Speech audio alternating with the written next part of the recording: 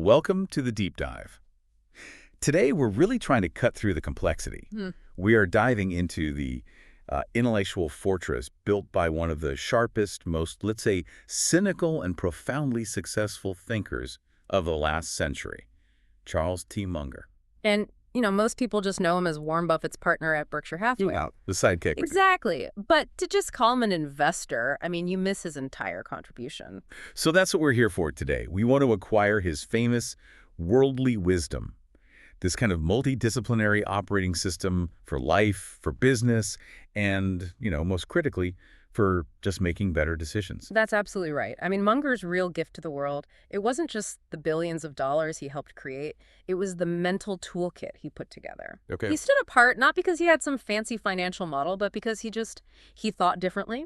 His style was blunt, often hilarious, and, completely unapologetically contrarian. He wasn't giving these, abstract philosophical speeches. No, not at all. He loved inversion, so listing everything that guarantees failure, and he'd deliver his advice through these witty, unforgettable stories. Stories rooted in what? History, science, the really mundane reality of human nature. And his whole philosophy, this worldly wisdom, it's all rooted in these kind of old-school Midwestern virtues, right? Deeply. We're talking objective thinking, relentless lifelong learning, radical objectivity, and this almost fanatical drive to avoid emotional traps. Specifically, envy and resentment. He talks about those a lot. All the time, and really that defines our mission today. We're going to unpack his sources and reveal this latticework of mental models that Munger insisted was essential. The latticework. Yeah, he saw it as the only way to cut through all the information overload, spot the rare, genuine opportunity, and maybe most importantly for the rest of us, just avoid making those huge, catastrophic mistakes. The ones that derail careers and fortunes. Exactly. So if you want a blueprint for thinking better, not just investing better, this is the deep dive for you. Okay, so let's start at the beginning. The foundation of Munger's whole ethos. And it wasn't built on Wall Street. No, not at all. It was built on two pillars. Relentless, curious learning and just absolute, almost military self-discipline. He was a true intellectual glutton, right? Just consumed information. Oh, a voracious reader, Yeah. especially biographies. He really believed you could learn more about failure and success from other people's lives than from, dry textbooks. And this started early. Very early. His parents, Al and Florence, they gave him books every single Christmas. It was a tradition. And that's where he got his early, profound admiration for Benjamin Franklin. The ultimate multidisciplinary mind. That's the one. And Munger took Franklin's lessons to, an extreme. The source says if Franklin preached promptness, Munger made a point of being early. He did. That tells you everything about his character. It wasn't enough to just agree with a virtue in your head. You had to execute it almost fanatically. Right. But the thing that often surprises people about his intellectual foundation is the role of science. Specifically physics. Yeah, physics. He said a brief compulsory immersion he had in elementary physics during World War II was one of the most powerful breakthroughs in his entire intellectual development. That seems so odd. Why physics? It's so far from capital allocation or law. Because Munger realized that physics gave him concepts that were true across all scales, and most importantly, it taught him the best way to frame a problem. How so? Well, he was fascinated by the rigor and the predictive power of concepts like critical mass, leverage, inertia, the laws of thermodynamics. Okay, so take leverage. I get that in finance, but how did he translate that from physics into a worldview? Well, in physics, leverage is about getting a mechanical advantage, right? A small input force to move a huge resistance. So in business, Munger looked for intellectual leverage. What's the one small initial decision like picking the right industry or the right partner that gives you this overwhelming compounding advantage years down the line? Or take inertia. A successful company, once it's built, it resists change. It's hard to stop. That's a good thing. But a failing company has inertia too. Right. It just drags everyone down with it. Exactly. It makes any kind of radical change incredibly difficult. So physics gave him this set of fundamental truths that let him simplify these incredibly messy, complex human problems into, models. Which made him less susceptible to that man with a hammer syndrome he always talked about. Precisely. He said anyone looking for major success should study physics. It just beautifully demonstrates successful problem framing. It helped him get past the surface data to the fundamental forces at play. Whether in nature or in a corporate boardroom. You got it. And this commitment to fundamental truth It extended to his personal discipline. You mentioned reliability. He thought that was a competitive edge anyone could get. A powerful one. He argued it's one of the most valuable and honestly most underrated virtues, and it's learnable, almost universally. What was his example for that? He used McDonald's. He called it an admirable institution. Which is not what you expect to hear. Most people talk about their franchising or their real estate. But Munger praised it because it successfully teaches millions of, often very inexperienced teenagers the single most essential lesson in life. Which is? To show up reliably for responsible work. That's a brilliant way to frame it. It's not about how complex the job is, it's about the consistency. Exactly. That ability to be reliable, Munger argued, that provides massive trust and stability, and when you compound that over decades, it becomes an insurmountable advantage, even if you never master higher math. Speaking of compounding, he purposefully became a living lesson in it, not just with money, but with life choices. He was meticulous. He purposely avoided what he called frivolous expenditures, which for him was almost any unnecessary expense, because he didn't want to dilute the power of his financial example. He was teaching deferred gratification. And he'd tell these stories about taking his kids on long bus trips. Yeah, he saw those as enriching experiences. Meanwhile, his wealthy friends were kind of trapped in the isolation of private jets, missing out on the texture of the world. So it wasn't just saving money, it was consciously investing in an ethos. It was. And he even formalized it in his philanthropy, creating funds specifically structured to use the magic of compound interest to show the power of patience in the real world. The lesson was clear.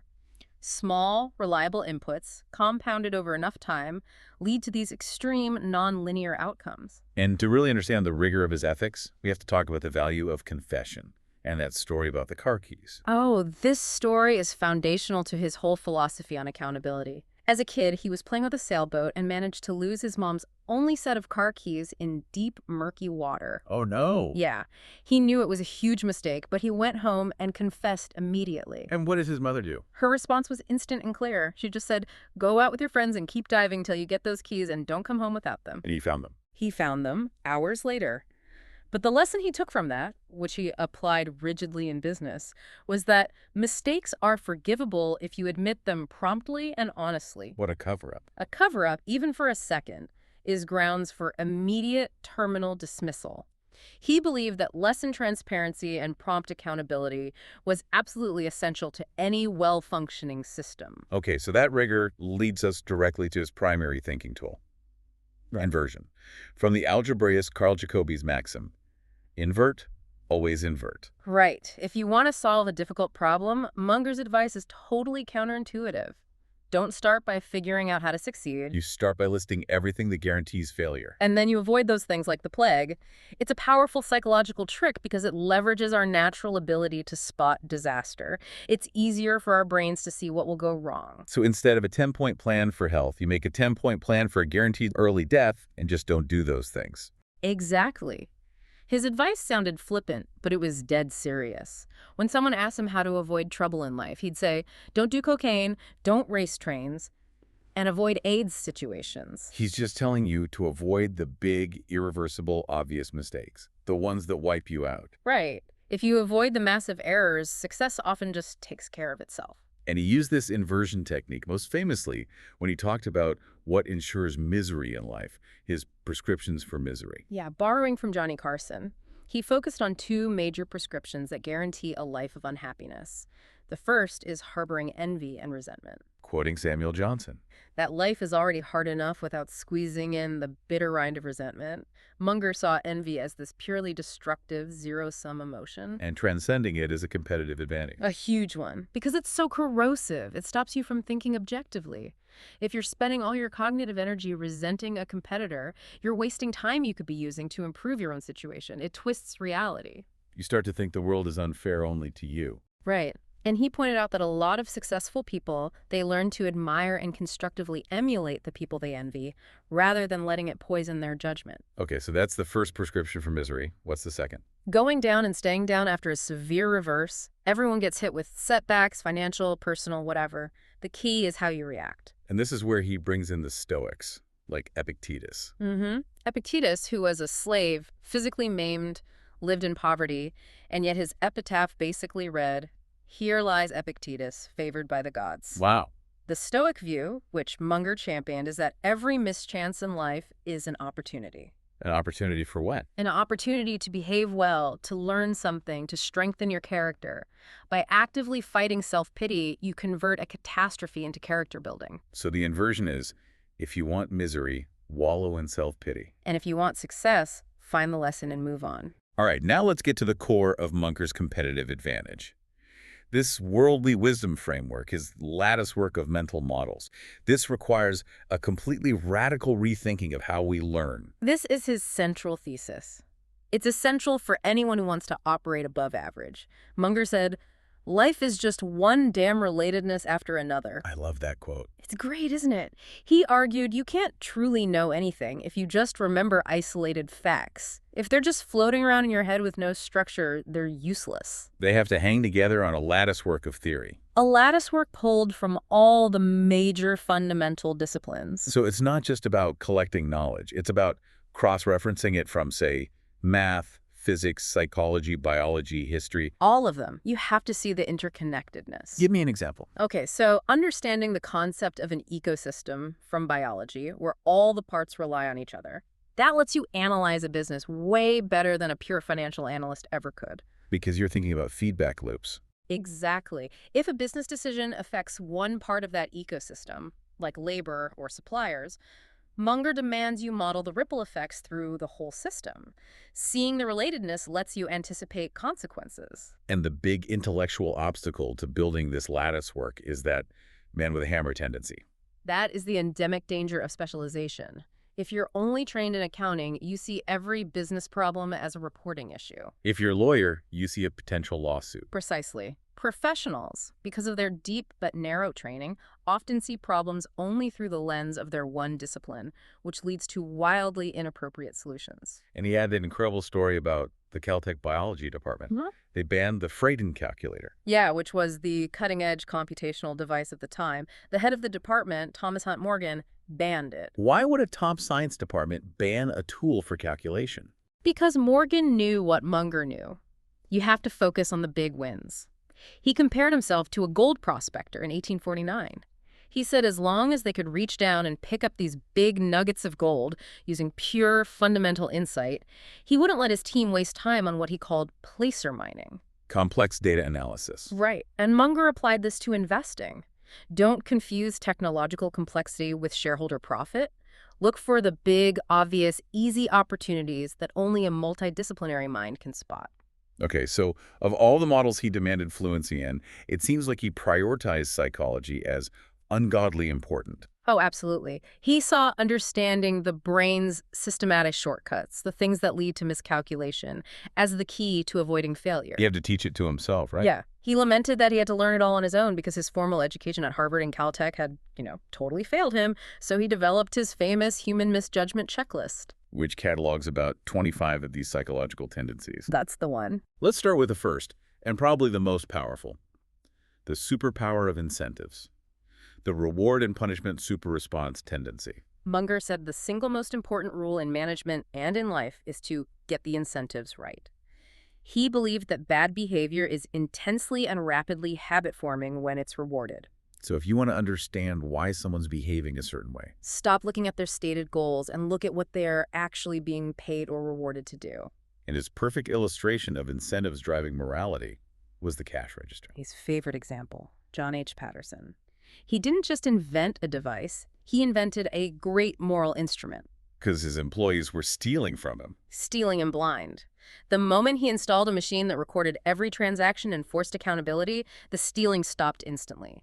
The incentive structure changed, and that forced moral behavior. Okay, building on that, you have incentive-caused bias, or ICB. This is everywhere. It's that natural cognitive drift that leads professionals to genuinely believe that what's good for them is also objectively good for the client. The stockbroker, who really thinks the high commission stock he's pushing is the best investment for you. Or the consultant who always recommends another expensive phase of consulting.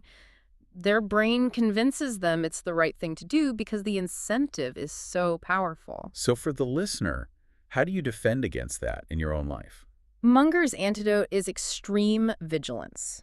You have to always distrust professional advice that happens to benefit the advisor a lot. Take it with a massive grain of salt. And be willing to get a second opinion, or crucially, be willing to just replace an advisor if their self-interest seems to be overriding yours. Okay, moving to a darker part of the checklist. Simple, pain-avoiding psychological denial. This is the brain's coping mechanism. It distorts reality to make an overwhelming pain bearable. He tells that tragic story from World War II. Of a family friend, a highly intelligent mother. Her super athlete, super student son flew off over the Atlantic and never came back. And she just refused to believe he was dead. Completely. Despite official confirmation, she created her own, less painful reality. Munger saw this all the time in business leaders who refused to believe their favorite project was doomed, even when all the data pointed to failure. Denial lets small problems metastasize. Into terminal ones. Then there's the trap of excessive self-regard, which includes the endowment effect. This is a big one. It confirms that people tend to grossly overappraise their own stuff, their own abilities, their own judgment. That Swedish study he loved to cite. Where 90% of drivers in Sweden rate themselves as above average. Which is mathematically impossible. But psychologically universal. And the endowment effect is part of that. Once you own something, a house, a stock account, it instantly becomes more valuable in your mind than what you would have paid for it a minute before. And the real danger here, Munger says, is that this fuels dysfunctional groups. It does. A board full of highly self-regarding people will naturally select new members who are just like them. It creates an echo chamber where bad ideas get reinforced. So it's self-regard compounding dysfunction. Exactly. If you're really successful, you have to work twice as hard to fight this bias, or you end up with a management team full of sycophants who think just like you did 20 years ago. Okay, next, let's unpack the contrast misreaction tendency. This is one you encounter every time you buy something. It's manipulative, but it is devastatingly effective. It exploits the fact that our brains are much better at judging relative value than absolute value. So you make a small, poor item look reasonable by comparing it to a much larger, more expensive one. You got it. Munger's classic example is the car salesman. You're buying a $65,000 car. Then the salesman suggests adding a $1,000 leather dashboard. And again, $65,000, $1,000 seems like nothing. A trivial add-on. But in absolute terms, $1,000 for a cosmetic dashboard is wildly overpriced. Vendors do this all the time by setting a high anchor price and then offering a deal that's not really a deal at all. The lesson being, always judge the cost in isolation. Don't let them define the terms of comparison. That's the key defense. The last one we have to cover in depth is the reciprocation tendency, that powerful human instinct to return a favor. Or a disfavor. It's deeply ingrained, almost like genetic programming, because it helps groups cooperate, but it can be ruthlessly manipulated. He praised Walmart for how they used this. Yeah, Sam Walton had a policy of promptly responding to any concessions from suppliers. If a supplier gave Walmart a small price break, Walmart immediately gave something back. It built enormous trust. But the more chilling example of this comes from that Cialdini experiment. Oh, yeah, the manipulation through concession. So in the experiment, they'd make a huge, completely unreasonable request first. Like asking someone to supervise juvenile delinquents at the zoo every Saturday for a year. Something no one would ever agree to. And predictably, the request gets rejected. Then they back off and make their actual, much smaller target request. Which was just supervising them for one trip to the zoo. Right, and the acceptance rate for that second, smaller request tripled. Because the subject subconsciously felt they had to reciprocate the practitioner's concession. The practitioner backed off their big request, so the subject felt obligated to offer a concession in return by agreeing to the smaller one. Even if it was something they didn't want to do. Exactly. Munger warns this causes people to make dangerous decisions all the time because they feel obligated to return a perceived favor, even one that was just a negotiation tactic. So understanding all this psychology wasn't just theoretical for Munger. It was the engine that drove Berkshire's investment decisions.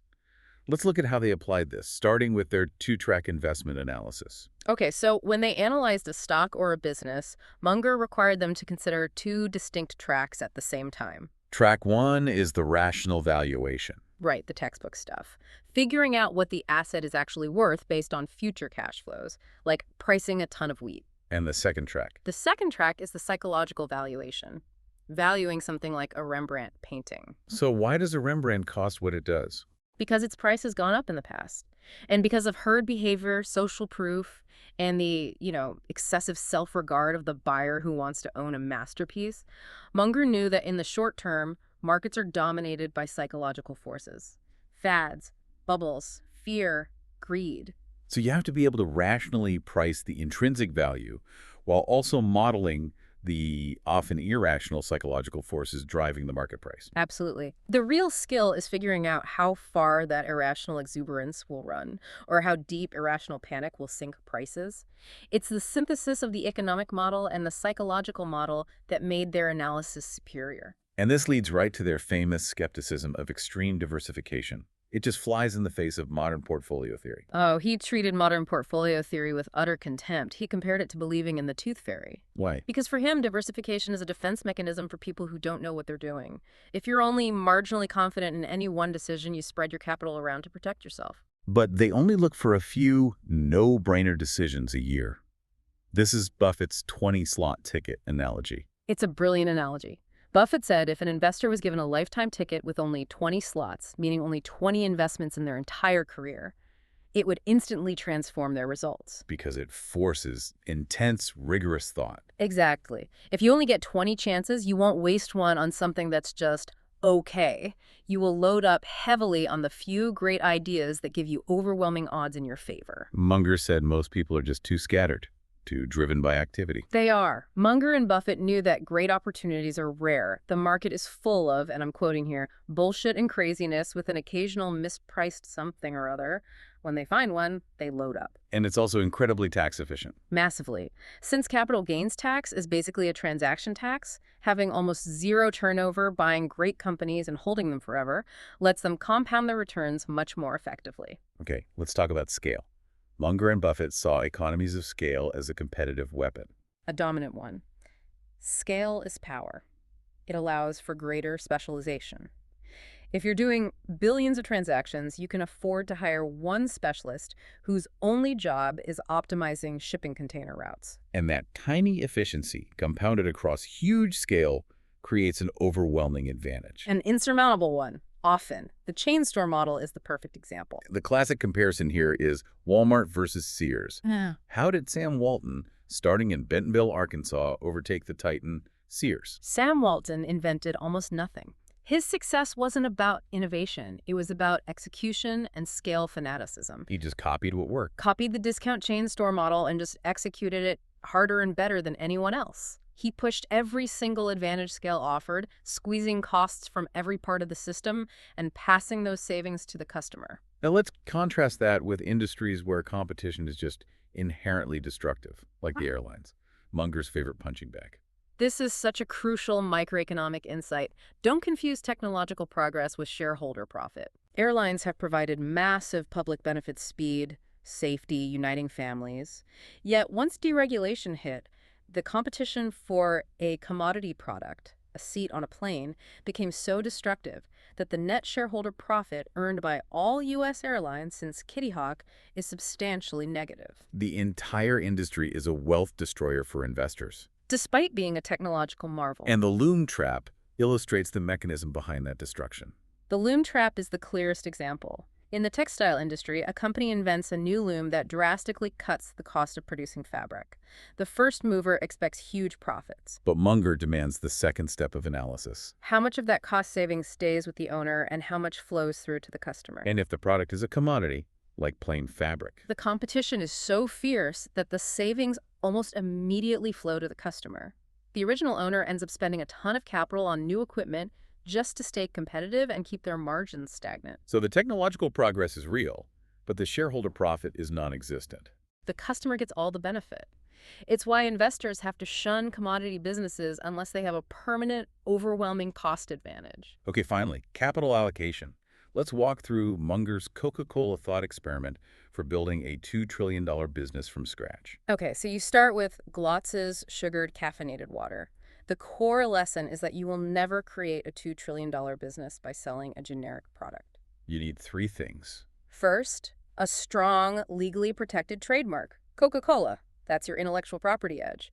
Second, massive worldwide distribution. And the third element combines economics with psychology. Right. You have to harness powerful elemental forces from elementary academic courses. Specifically, you need massive, effective Pavlovian conditioning advertising to associate the beverage not just with taste, but with everything else consumers admire. Happiness, youth, success, sex appeal. All of it. Munger famously said the human brain yearns for the type of beverage held by the pretty woman he can't have. This extensive, expensive conditioning, it acts as a form of capital expenditure that builds a psychological moat. And once that's entrenched globally, The scale advantages of bottling and distribution kick in, and you've created an unstoppable dominance that is incredibly resistant to competition, a $2 trillion business. It's the perfect synthesis of law, behavioral science, and economy of scale. so Munger had this clear view of markets and institutions, and it led him to some incredibly sharp critiques, especially of modern finance, which he often saw through a moral lens. He was completely unapologetic about it. He thought the culture of modern investment banking was driven by these enormous short-term incentives that just encourage professionals to push the boundaries. And when it came to corporate performance, he had his most famous one-liner. The condemnation of EBITDA, Yeah. his definitive statement. Every time you see the acronym EBITDA, earnings before interest, taxes, depreciation, and amortization, you should instantly substitute the words bullshit earning. Why so hostile? I mean, it's a standard metric. It's dangerous because it lets management obscure the actual costs needed to maintain a business. Depreciation and amortization are real costs. They represent the capital you have to spend to replace equipment or update technology. Exactly. So if a company is constantly reporting high earnings based on EBITDA but ignoring the massive capital investment needed to stay competitive, they are effectively lying to investors about their profitability. It's an accounting trick designed to mislead. And he had even deeper pessimism for derivatives, which he called a Mad Hatter's Tea Party. He saw them as vast, complex, and often based on these theoretical models that were fundamentally fragile. Munger, with his physics background, understood the concept of a margin of safety. Which engineering has, but finance doesn't. Precisely. In engineering, every bridge, every plane is built with massive redundancy. The financial world tries to protect itself with ever more complex derivatives, supposedly spreading risk. But Munger warned that this complexity actually creates systemic fragility. Leading to systems destined for disaster. Inevitably.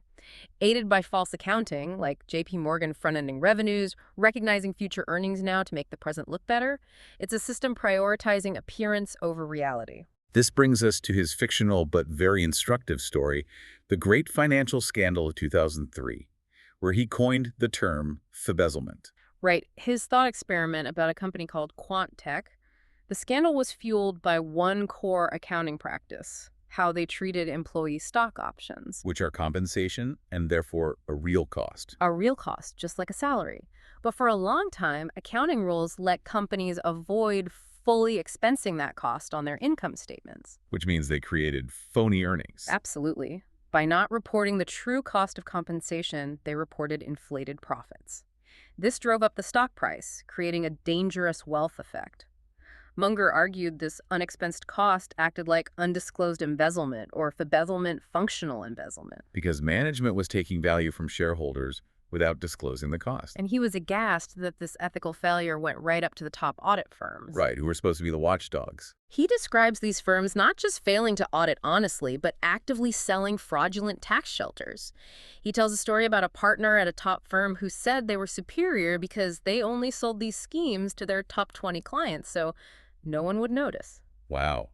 A perfect illustration of incentive cause bias. And the total collapse of professional standards in the face of massive fees. Munger also took a strong, critical aim at the dysfunction in the U.S. legal system, specifically tort reform. He believed the tort system, especially for mass litigation like asbestos, had just fundamentally broken down. It had turned into a system plagued by immense fraud. And the numbers are staggering. Only about 25% of the money ultimately goes to the actual claimants who are injured. The vast majority gets eaten up by legal fees, expert witnesses, administrative costs. He called the system bonkers. So why does this bonker system persist? Munger blamed the immense political influence and lobbying power of trial lawyers. He argued that this highly specialized group prevented the necessary reforms that would limit fraud and ensure compensation actually reaches the injured parties. This brings us to that critical, profound story about the failure of persuasion at Salomon Brothers. It really shows the difference between being right and being effective. It's a masterclass in human misjudgment. The general counsel at Salomon, who was morally and legally correct, he discovered a massive illegal trade by a rogue employee. He immediately went to the CEO, John Gutfreund. And told him they had a duty to report it immediately. Right.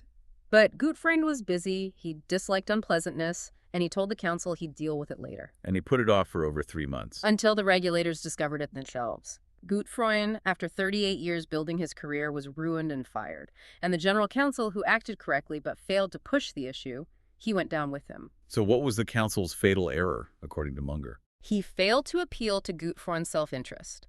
He appealed to high moral duty and abstract reason. Munger argued the correct persuasive technique, perfected by Ben Franklin, is to appeal to interest, not to reason. So he should have looked him in the eye and said what? He should have said, John, if you don't report this immediately, you will lose everything. Your 38-year career is on the line. This situation could ruin your life. He needed to tap into Gutfreund's excessive self-regard and pain-avoiding denial. Exactly. When the stakes are that high, the most powerful force is self-preservation. By appealing to the CEO's career and reputation, the council would have created the necessary urgency.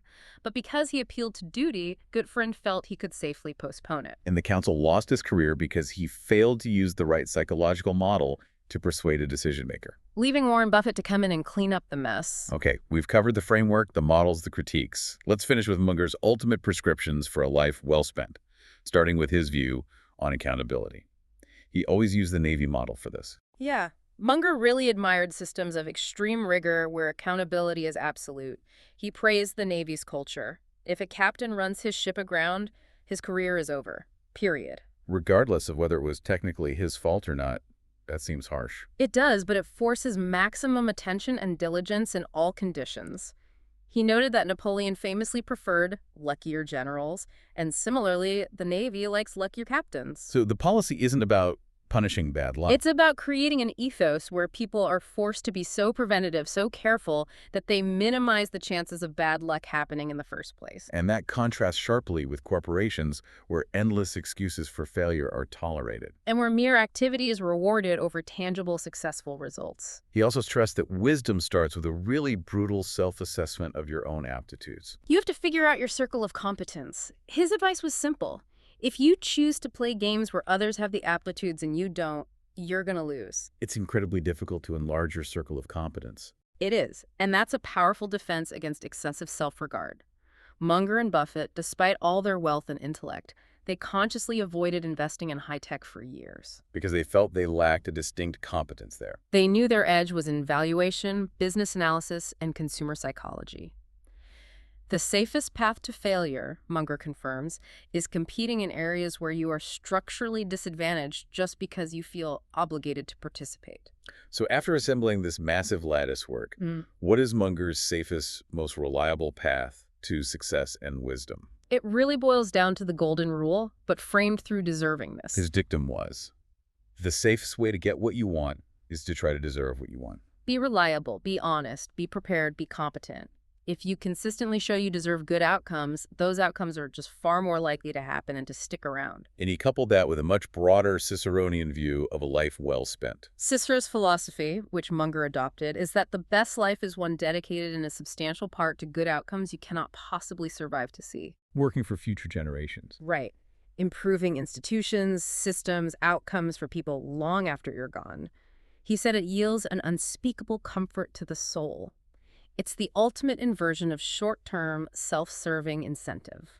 That's a deep way to think about a legacy.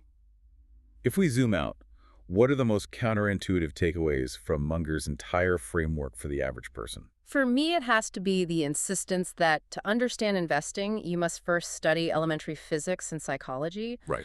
The idea that you can't value a stock properly without understanding the laws of thermodynamics and Pavlovian conditioning.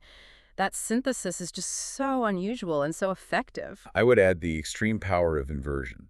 We spend so much time obsessing over success strategies when we should be rigorously compiling a prescription for misery checklist and just systematically avoiding those paths to ruin. Especially envy and resentment. They were such subtle poisons in modern life. And we can't forget checking for incentive cause bias. Oh, constantly.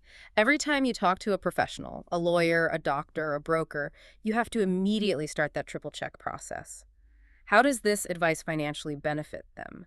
That vigilance is the single greatest defense you have against systematic manipulation. Munger and Buffett clearly operated in this uncanny sync. But what was Munger's specific irreplaceable role in that dynamic? Munger was the quintessential realist. Buffett described him as the man who could analyze any potential deal faster and more accurately than anyone alive. He could spot any valid weakness in 60 seconds. So he was the ultimate reality check. The intellectual testing rock against whom Buffett tested every single idea. Munger was there to make sure they never violated the principles of the lattice work, and most importantly, that they never made one of those big, obvious, avoidable errors. So as we wrap up this deep dive, Munger leaves us with a final provocative thought about learning itself, a real challenge to the listener. He fundamentally believed that the fun of learning never stops, even if you felt you were miseducated horribly, which he often felt he was. The key is continuous, rigorous self-correction and lifelong reading. And he challenges all of us to adopt the demanding ethos of hard science. You have to learn it all to fluency, like it or not, because reality is complex and you are destined for predictable failure if you don't cultivate a passive mind that passionately seeks to focus on reality as it actually is, not as you wish it to be. He joked that if you want simple, easy answers, you should join a cult. Exactly.